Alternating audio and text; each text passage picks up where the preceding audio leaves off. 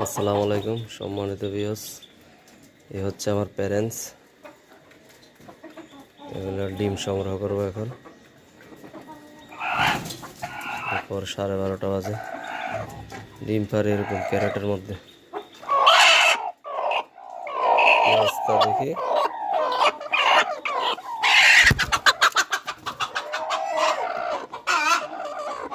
মাশাআল্লাহ, ডিম পারছে ভালো।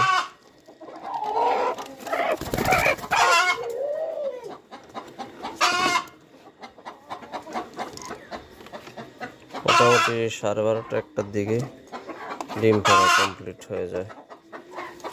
এখানে পারছে 2 পিস।